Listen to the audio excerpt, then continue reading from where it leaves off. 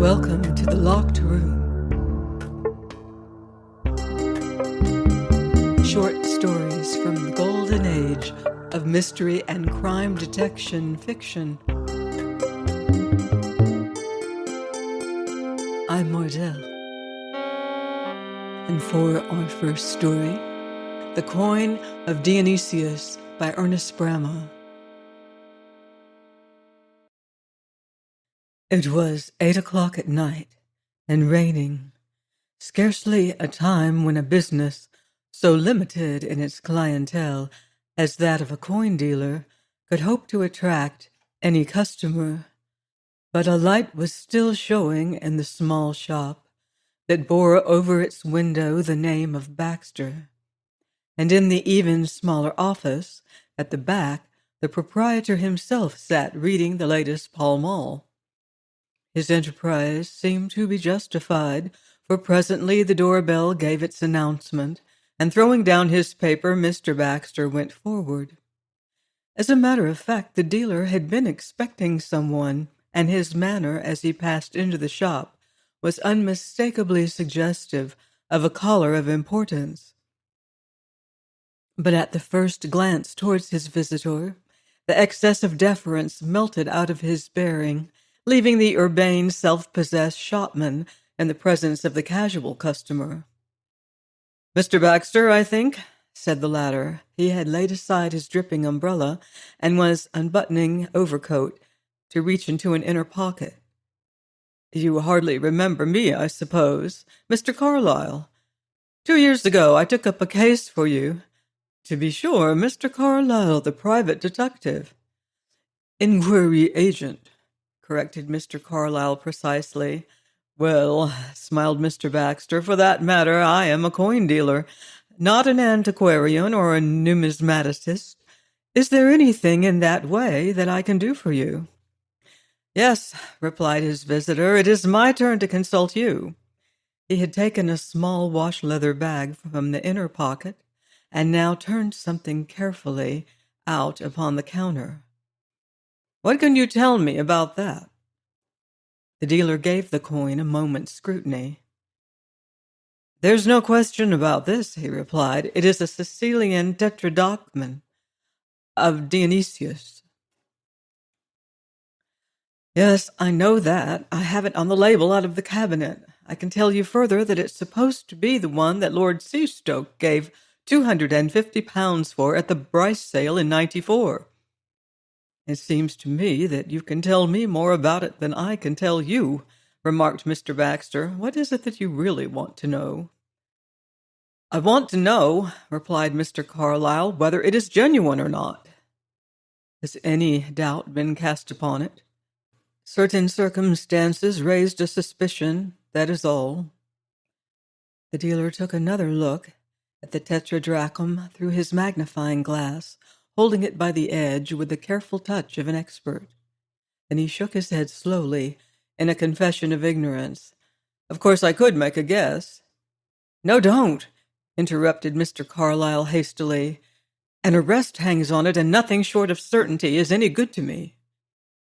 "Is that so, Mr. Carlyle?" said Mr. Baxter with increased interest. "Well, to be quite candid, this thing is out of my line. Now, if it was a rare Saxon penny or a doubtful noble, I'd stake my reputation on my opinion. But I do very little in the classical series." Mr. Carlyle did not attempt to conceal his disappointment as he returned the coin to the bag and replaced the bag in the inner pocket. "I'd been relying on you," he grumbled reproachfully. "Where on earth am I to go now?" "There is always the British Museum."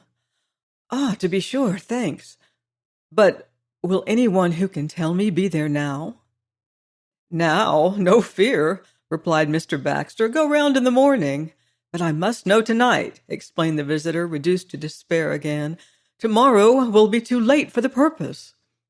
Mr. Baxter did not hold out much encouragement in the circumstances. "You can scarcely expect to find anyone at business now," he remarked. "I should have been gone these 2 hours myself, only I happen to have an appointment with an American millionaire who fixed his own time. Something indistinguishable from a wink slid off Mr. Baxter's right eye. Offmunson, he's called, and a bright young pedigree hunter has traced his descent from Offa, king of Mercia, so he, quite naturally, wants a set of Offas as a sort of collateral proof. Very interesting, murmured Mr. Carlyle, fidgeting with his watch. I should love an hour's chat with you about your millionaire customers some other time. Just now, look here, Baxter, can't you give me a line of introduction to some dealer in this sort of thing who happens to live in town? You must know dozens of experts. Why, bless my soul, Mr. Carlyle, I don't know a man of them away from his business, said Mr. Baxter, staring. They may live in Park Lane, or they may live in Petticoat Lane, for all I know. Besides, there aren't so many experts as you seem to imagine, and the two best will very likely quarrel over it. You've had to do with expert witnesses, I suppose. I don't want a witness. There will be no need to give evidence. All I want is an absolutely authoritative pronouncement that I can act on. Is there no one who can really say whether the thing is genuine or not?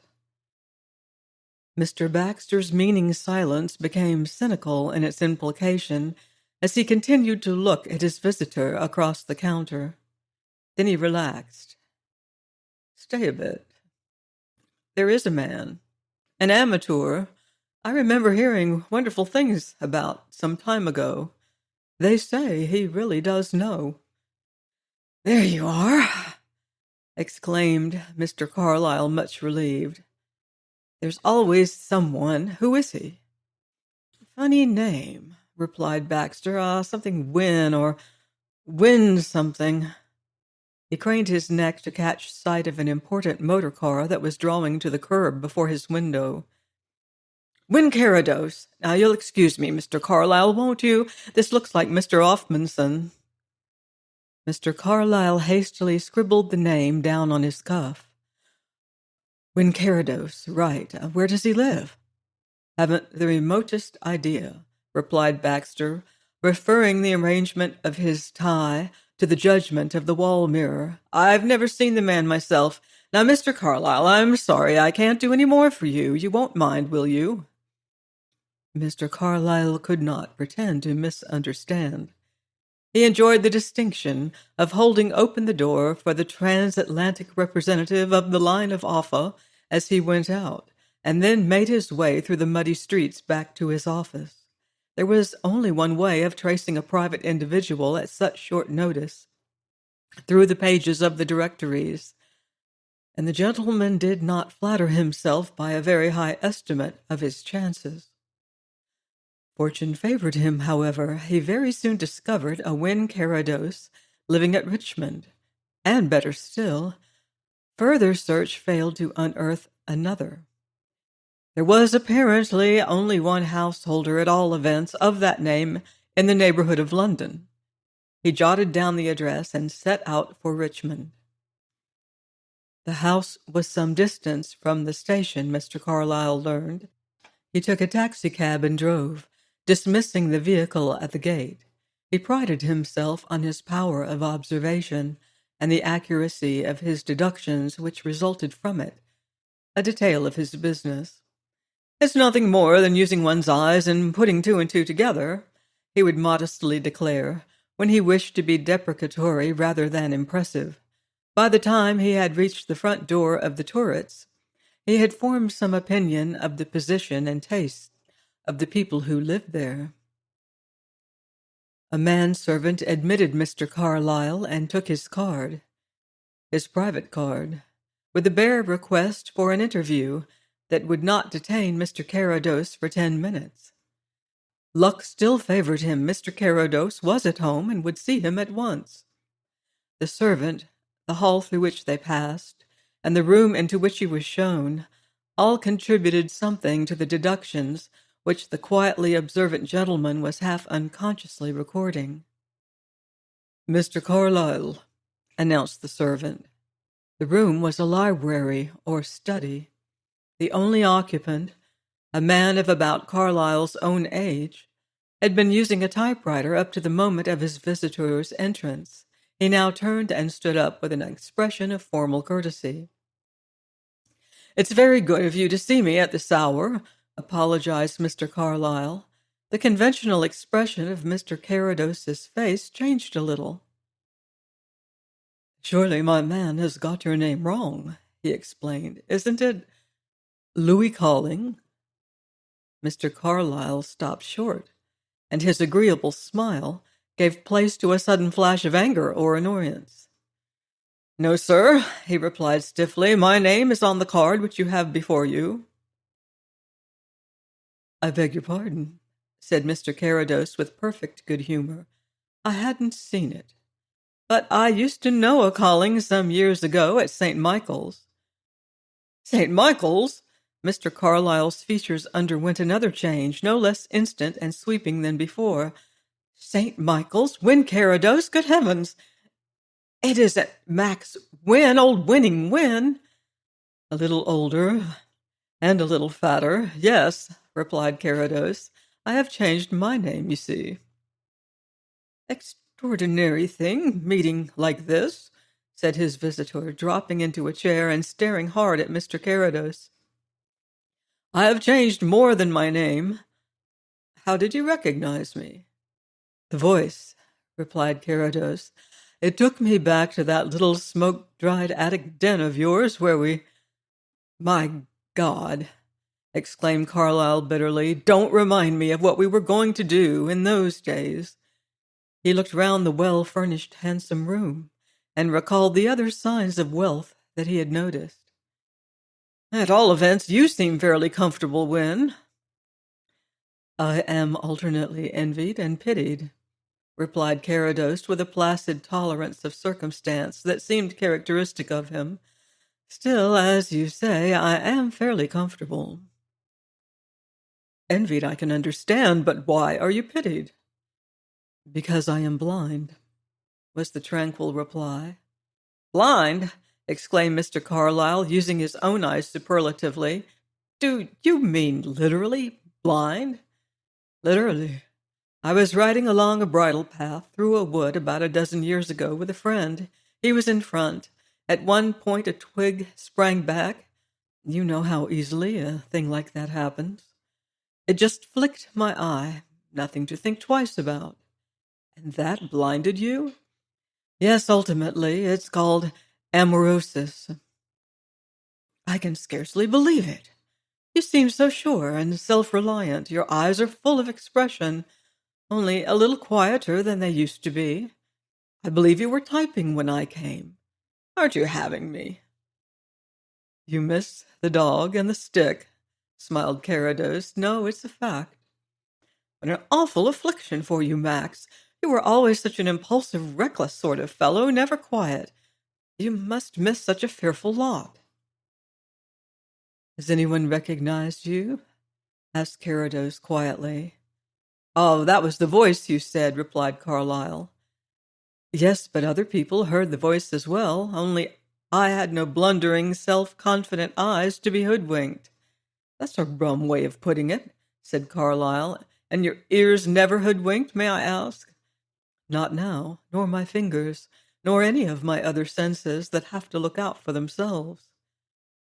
"Well, well," murmured Mr. Carlyle, cut short in his sympathetic emotions. "I'm glad you take it so well. Of course, if you find it an advantage to be blind, old man—" He stopped and reddened. I beg your pardon," he concluded stiffly. "Not an advantage, perhaps," replied the other thoughtfully. "Still, it has compensations that one might not think of. A new world to explore, new experiences, new powers awakening, strange new perceptions, life in the fourth dimension. But why do you beg my pardon, Louis?"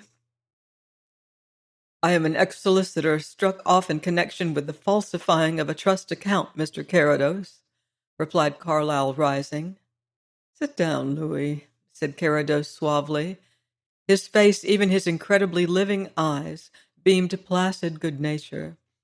"The chair on which you sit, the roof above you, the comfortable surroundings to which you have so amiably alluded, are the direct result of falsifying a trust account. But do I call you Mr. Carlyle in consequence? Certainly not, Louis. I did not falsify the account, cried Carlyle hotly. He sat down, however, and added more quietly, "But why do I tell you all this? I have never spoken of it before." "Blindness invites confidence," replied Carrados. "We are out of the running. Human rivalry ceases to exist. Besides, why shouldn't you? In my case, the account was falsified." "Of course, that's all bunkum, Max," commented Carlyle. "Still, I appreciate your motive." "Practically everything I possess was left to me by an American cousin, on the condition that I took the name of Carrados. He made his fortune by an ingenious conspiracy of doctoring the crop reports and unloading favorably in consequence. And I need hardly remind you that the receiver is equally guilty with the thief." "But twice as safe. I know something of that, Max. Have you any idea what my business is?" "You shall tell me," replied Carrados. "I am a private inquiry agent. When I lost my profession, I had to do something for a living. This occurred. I dropped my name, changed my appearance, and opened an office. I knew the legal side down to the ground, and I got a retired Scotland Yard man to organize the outside work." "Excellent!" cried Carrados. "Do you unearth many murders?" "No," admitted Mr. Carlyle. "Our business lies mostly on the conventional lines among divorce and defalcation." "That's a pity," remarked Carrados. "Do you know, Lucius, I always had a secret ambition to be a detective myself. I have even thought lately that I might still be able to do something at it, if the chance came my way. That makes you smile?" "Well, certainly the idea—" "Yes, the idea of a blind detective, the blind tracking the alert. Of course, as you say, certain faculties are no doubt quickened," Mr. Carlyle hastened to add considerately, "but seriously, with the exception of an artist, I don't suppose there is any man who is more utterly dependent on his eyes." Whatever opinion Carrados might have held privately, his genial exterior did not betray a shadow of dissent. For a full minute he continued to smoke, as though he derived an actual visual enjoyment from the blue sprays that traveled and dispersed across the room. He had already placed before his visitor a box containing cigars, of a brand which that gentleman keenly appreciated, but generally regarded as unattainable, and the matter-of-fact ease and certainty with which the blind man had brought the box and put it before him had sent a questioning flicker through Carlyle's mind. "You used to be rather fond of art yourself, Louis," he remarked presently. "Give me your opinion of my latest purchase, the bronze lion on the cabinet there." Then as Carlyle's gaze went about the room, he added quickly, "No, not that cabinet, the one on your left." Carlyle shot a sharp glance at his host as he got up, but Carrados's expression was merely benignly complacent. Then he strolled across to the figure. "Very nice," he admitted. "Late Flemish, isn't it?" "No, it is a copy of Vidal's Roaring Lion." "Vidal? A French artist." The voice became indescribably flat. He also had the misfortune to be blind, by the way. "You old humbug, Max!" shrieked Carlyle. "You've been thinking that out for the last 5 minutes." Then the unfortunate man bit his lip and turned his back towards his host. "Do you remember how we used to pile it up on that obtuse ass Sanders and then roast him?" asked Carrados, ignoring the half-smothered exclamation with which the other man had recalled himself. "Yes," replied Carlyle quietly. "This is very good," he continued, addressing himself to the bronze again. "However did he do it?" "With his hands." "Naturally, but I mean, how did he study his model?" "Also with his hands. He called it seeing near." "Even with a lion handled it?"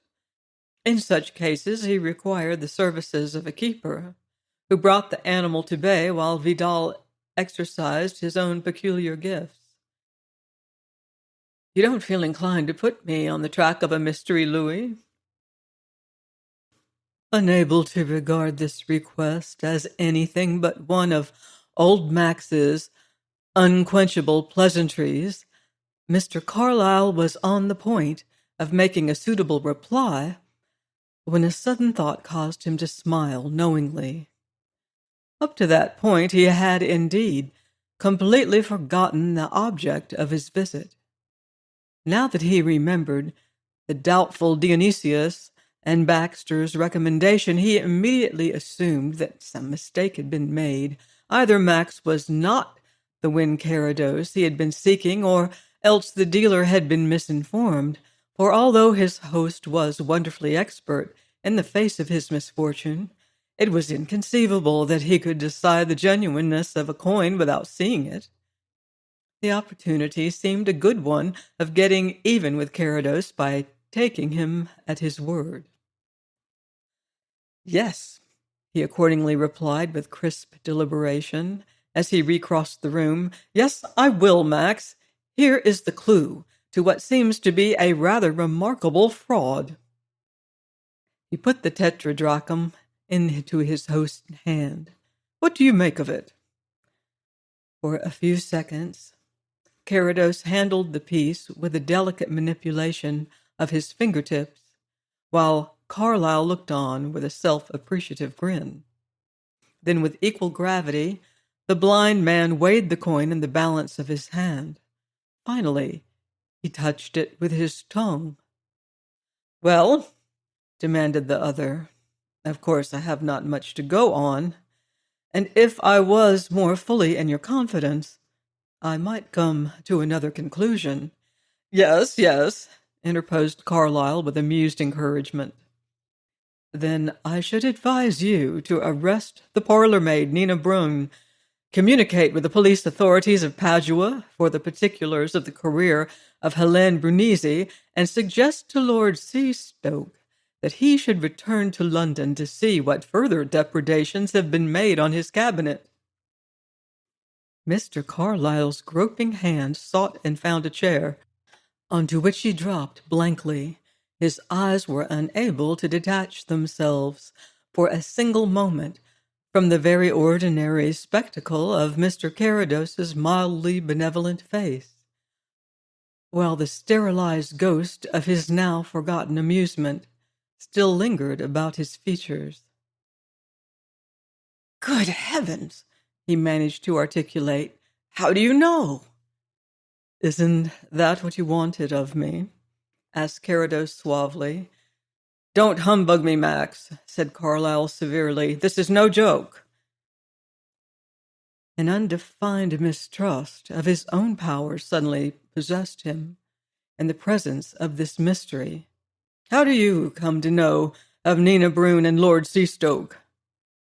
"You are a detective, Louis," replied Carrados. "How does one know these things? By using one's eyes and putting two and two together." Carlyle groaned and flung out an arm petulantly. "Is it all bunkum, Max? Do you really see all the time?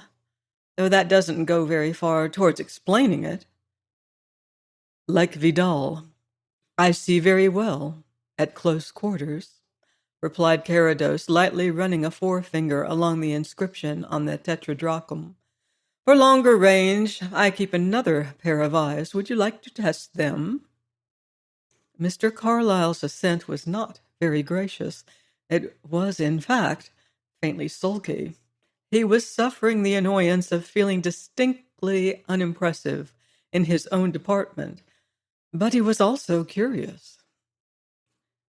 "The bell is just behind you, if you don't mind," said his host. "Parkinson will appear. You might take note of him while he is in." The man who had admitted Mr. Carlyle proved to be Parkinson. "This gentleman is Mr. Carlyle, Parkinson," explained Carrados the moment the man entered. "You will remember him for the future." Parkinson's apologetic eye swept the visitor from head to foot. but so lightly and swiftly that it conveyed to that gentleman the comparison of being very deftly dusted. "I will endeavor to do so, sir," replied Parkinson, turning again to his master. "I shall be at home to Mr. Carlyle whenever he calls, that is all." "Very well, sir." "Now, Louis," remarked Mr. Carrados briskly, when the door had closed again, "you have had a good opportunity of studying Parkinson. What is he like?" "In what way?" "I mean as a matter of description. I am a blind man. I haven't seen my servant for 12 years. What idea can you give me of him? I asked you to notice." "I know you did, but your Parkinson is the sort of man who has very little about him to describe. He is the embodiment of the ordinary. His height is about average." 5 feet 9, murmured Carrados, slightly above the mean. "Scarcely noticeably so. Clean-shaven, medium brown hair, no particularly marked features, dark eyes, good teeth." "False," interposed Carrados. "The teeth, not the statement." "Possibly," admitted Mr. Carlyle. "I am not a dental expert, and I had no opportunity of examining Mr. Parkinson's mouth in detail. But what is the drift of all this?" "His clothes? Oh, just the ordinary evening dress of a valet. There's not much room for variety in that." "You noticed, in fact, nothing special by which Parkinson could be identified?" "Well, he wore an unusually broad gold ring on the little finger of his left hand." "But that is removable. And yet, Parkinson has an ineradicable mole, a small one, I admit, on his chin. And you, a human sleuth-hound! Oh, Louis!" "At all events," retorted Carlyle, writhing a little under this good-humored satire, although it was easy enough to see in it Carrados's affectionate intention. "at all events, I dare say I can give as good a description of Parkinson as he can give of me." "That is what we are going to test. Ring the bell again." "Seriously?" "Quite. I am trying my eyes against yours. If I can't give you 50 out of 100, I'll renounce my private detectorial ambition forever." "It isn't quite the same," objected Carlyle, but he rang the bell. "Come in and close the door, Parkinson," said Carrados when the man appeared. "Don't look at Mr. Carlyle again. In fact, you had better stand with your back towards him. He won't mind. Now, describe to me his appearance as you observed it." Parkinson tendered his respectful apologies to Mr. Carlyle for the liberty he was compelled to take, by the deferential quality of his voice. "Mr. Carlyle, sir, wears patent leather boots of about size 7 and very little used. There are 5 buttons, but on the left boot, one button, the third up, is missing, leaving loose threads, and not the more usual metal fastener. Mr. Carlyle's trousers, sir, are of a dark material, a dark gray line about 1/4 of an inch width on a darker ground. The bottoms are turned permanently up and are, just now, a little muddy, if I may say so." "Very muddy," interposed Mr. Carlyle generously. "It is a wet night, Parkinson." "Yes, sir, very unpleasant weather. If you will allow me, sir, I will brush you in the hall. The mud is dry now, I notice. Then, sir," continued Parkinson, reverting to the business in hand, "there are dark green cashmere hose. A curb-pattern keychain passes into the left-hand trouser pocket." From the visitor's nether garments, the photographic-eyed Parkinson proceeded to higher ground. With increasing wonder, Mr. Carlyle listened to the faithful catalogue of his possessions. His fetter and link Albert of gold and platinum was minutely described. His spotted blue ascot with its gentlemanly pearl scarf-pin was set forth, and the fact that the buttonhole and the left lapel of his morning coat showed signs of use was duly noted. What Parkinson saw, he recorded, but he made no deductions. A handkerchief carried in the cuff of the right sleeve was simply that to him, and not an indication that Mr. Carlyle was indeed left-handed. But a more delicate part of Parkinson's undertaking remained. He approached it with a double cough. As regards Mr. Carlyle's personal appearance, sir? No, enough, cried the gentleman concerned hastily. I am more than satisfied. You are a keen observer, Parkinson. I have trained myself to suit my master's requirements, sir, replied the man. He looked towards Mr. Carrados, received a nod, and withdrew. Mr. Carlyle was the first to speak. That man of yours would be worth £5 a week to me, Max, he remarked thoughtfully, but of course. I don't think that he would take it, replied Carrados in a voice of equally detached speculation. He suits me very well. But you have the chance of using his services indirectly. You still mean that seriously?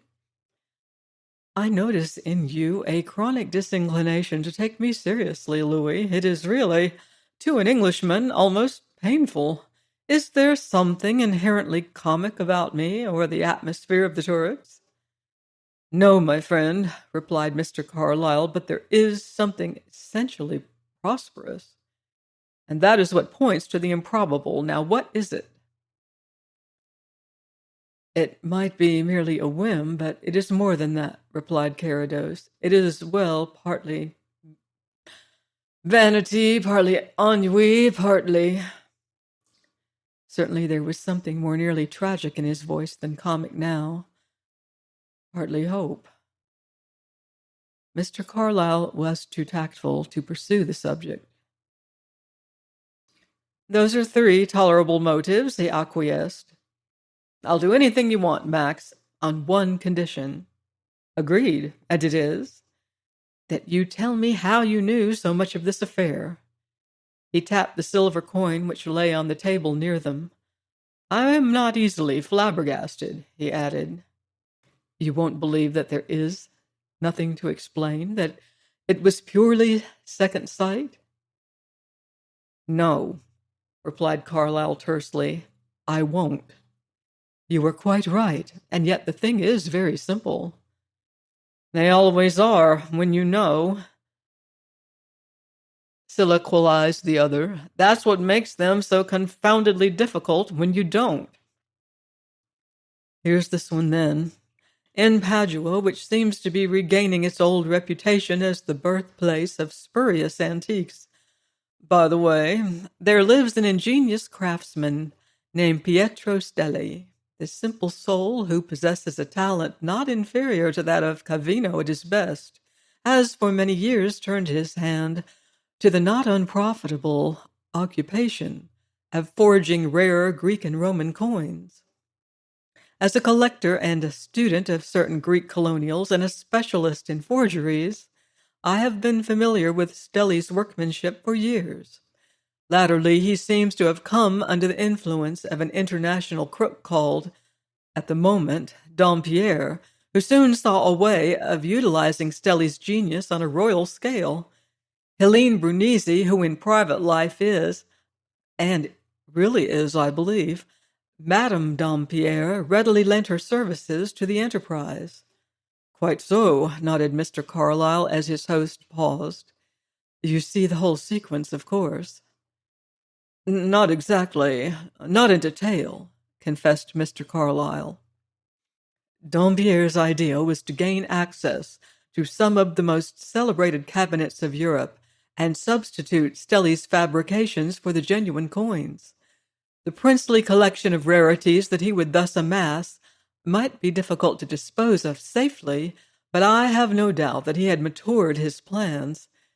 Helene, in the person of Nina Brune, an anglicized French parlour-maid, a part which she fits to perfection, was to obtain wax impressions of the most valuable pieces, and to make the exchange when the counterfeits reached her.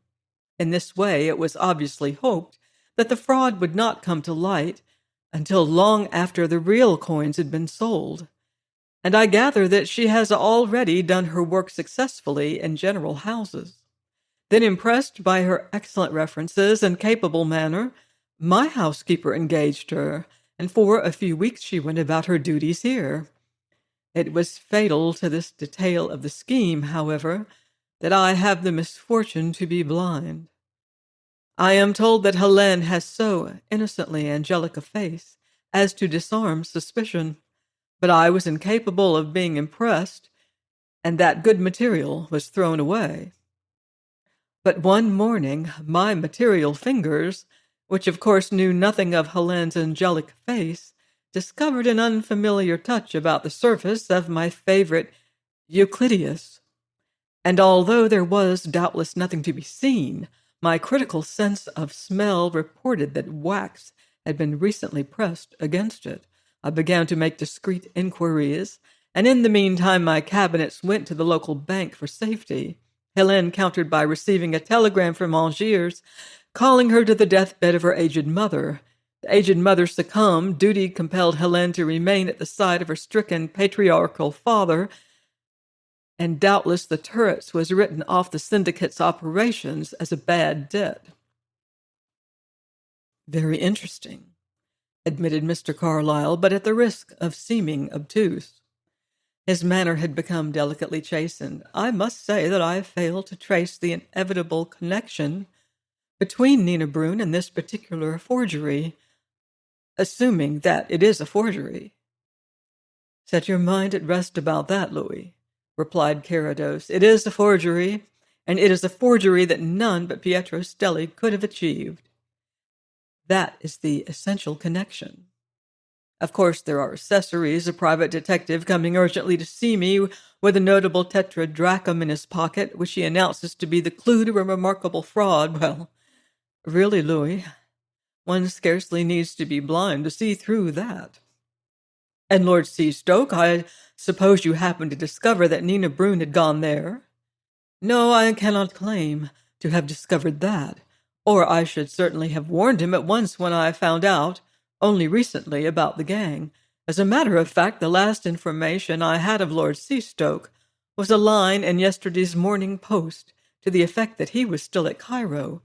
But many of these pieces— He brushed his finger almost lovingly across the vivid chariot race that embellished the reverse of the coin and broke off to remark, "You really ought to take up the subject, Louis. You have no idea how useful it might prove to you some day." "I really think I must," replied Carlyle grimly. £250 the original of this cost, I believe. Cheap, too. It would make £500 in New York today. As I was saying, many are literally unique. This gem by Kimon is. Here's his signature, you see. Peter is particularly good at lettering, and as I handled the genuine tetradrachm about 2 years ago when Lord Seastoke exhibited it at a meeting of our society in Albemarle Street, well, there's nothing at all wonderful in my being able to fix the locale of your mystery. Indeed, I feel that I ought to apologize for it all being so simple. I think, remarked Mr. Carlyle, critically examining the loose threads on his left boot, that the apology on that head would be more appropriate from me. Ernest Bramah wrote several short story collections and a novel featuring the blind detective Max Carrados. Join me next week for another tale of fiendish crime on The Locked Room. In the meantime, beware of footsteps in the dark.